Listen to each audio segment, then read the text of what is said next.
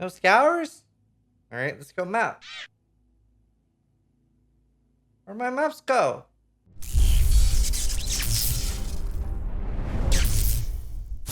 Hi, Zizaran here with another video for Expedition League, and this video is going to be talking about map sustain and currency gain. Now, a lot of this is like slightly aimed at SSF because on SSF you can't just go buy scours, and there are loads of people playing trade that don't necessarily want to trade for things all the time. So I just wanted to make a video talking a little bit about, well, currency is hard this league, and so is maps. So let's go check it out. So this is probably very common for a lot of you this league. A lot of people might have literally 0 scours, even if you are turning all your chance orbs into scours. And, you know, if you don't know that you can do that, you can. I don't really have a particular crazy need for chance orbs at the moment, so I've been like transferring all of them to that. So try to make sure maybe both chance orbs and scours are big on your filters. Chances in particular can be very, very easy to like skip out on and not loot. So definitely worth doing that. Other than that, there's a lot of stuff we can do to get more currency. So for me, I've been struggling a lot on just, I feel like I'm getting way, way less fusings and jewelers than normal, and I'm getting way less scours. So I just want to like share the tips and tricks that I've been doing. Everybody's favorite map mechanic is really, really good for this. I know everybody loves heist. Some people are passionate about how much they love heist, but heist does give a lot of currency, especially if you go to lockpicking. So I've normally been doing, I do most of my lockpicking and I do most of my demolition, and that helps a large amount on scours. Especially the small boxes that aren't like, you know, affiliated with anything like Metamorph, etc. will just drop a large amount of currency. And if you get like a, some trinkets can be really good for getting, you know, scours. Or if you're Trade League, Exalted Orbs would be the way to go on your trinket. And heist aside, like Grand Heist as well are really good for everything. And also there are quite a lot of old quality gems and replicas that would sell for a lot on Trade League. Other than that, making sure you run your blight maps. Blight maps pour out a large amount of currency. So if you do have that, run them. Very, very good. I've been running all of mine and still struggle. But yeah, they help. And the current league mechanic, Expedition, 2 yen, gives you a large amount of chances, scours, and just currency in general.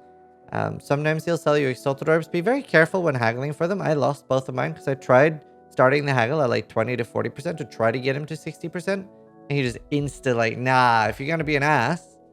So that was unfortunate. But I do feel like I get a large amount of currency. That's pretty much, I think I've had like 400 chaos so far because I do use a large amount.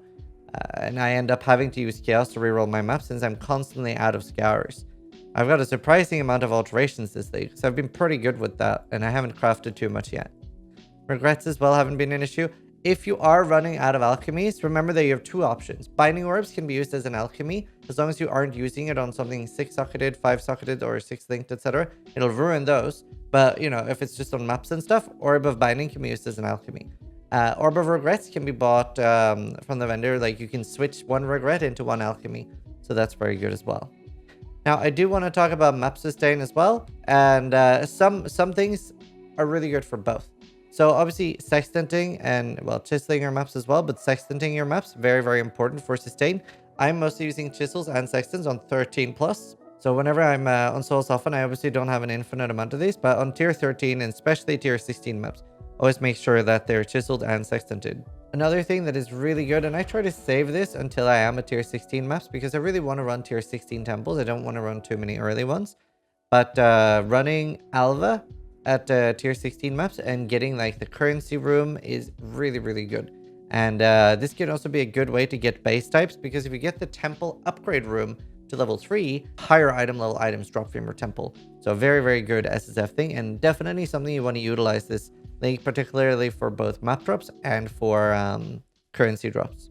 Another thing as well, Delve is in a pretty strong spot. Delve is really, really strong, and you do get a large amount of map drops from these and also currency, but just the currency ones as well. There's so many of them now. There's also a lot of these. See if we can find one to show a visual example. But like the cold nodes, fire nodes, etc. I'm a little bit blind. So here's a minion node that'll drop like +1 specter chests. Fossil. Here's a lightning item, so that'll drop like conductivity rings, for example. So stuff like that can be really, really good. especially on Trade League to sell them, but also Soul Self-Found to just get the items. But yeah, rolling a lot of Delve, doing a lot of things like that is really good. And I do want to quickly explain as well, something I do a lot on Soul Self-Found is find a node like this. If you see, this node had something called, I'll show it again just to make sure everybody sees it. This says third line, monsters drop items 2 levels higher. And what this means is that I can run alongside here. And as long as you don't break any walls, because that would prevent things from respawning, I can kill these monsters. And you can see this is like 86 status carb, etc. And the reason for this is, well, sometimes on Trade League, Titanium Spirit Shields, at least on Hardcore, can be like 30 to 100 chaos. But also on Soul Self-Found, you might really struggle to get high item level bases. And it's already worth doing a lot of delve anyway because of currency end maps. So that's the line you want, and you want it at 83. You can get +1, 2, or 3. If you don't know what to look out for on Sextants, just quickly, the ones you want to look out for are these. Areas contain additional packs of monsters that deal X damage. So I have loads of those. There are some other ones that are really good too, but I don't really want to do a full video about Sextants right now. And very, very good to do those. The only one that is kind of bad for some builds is the physical one, because the monsters have proximity shield. And well, you know, if you're really into proximity shield, then that is a good thing. Another thing that can be really, really good just for general nice things, which is included in my map passive video, but exotic goods does drop a decent amount of currency just while passively mapping. And they'll add some extra packs because the invasion monster has like loads of monsters around it. So I hope that helps. I've definitely been noticing a large drop in currency drops. Well, as in a negative thing. I feel like I'm getting less is what I'm trying to say. I don't know if you've been experiencing the same thing. Obviously, we're going slower than before, or at least I am. But I feel like I have way less jewelers and fusings. I have a decent amount of chaos. And I've found 1 or 0 divine orbs as natural drops. And I found 0 exalted orbs as natural drops. So I could just be being very unlucky, but for me, it's like way lower. At the same time in Legion, I had found 35 or 36 raw exalts. Legion obviously dropped a shit ton of exalts, but still. And we were very faster. Way, way faster. I almost forgot, but whenever you start getting the special watchstones, like from the 10 ways, if you roll 0.4% chance for socketed items to have max sockets or something like that, that will give you a large amount of 6 sockets. Like you will notice. I had 4 of these that I usually farmed with in Veldo's Rest. Really good for getting like just more 6 sockets to get more fusings.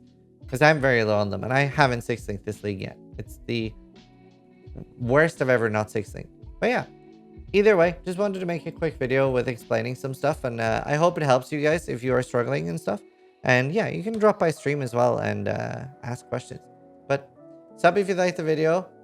More importantly, try to die less than I do.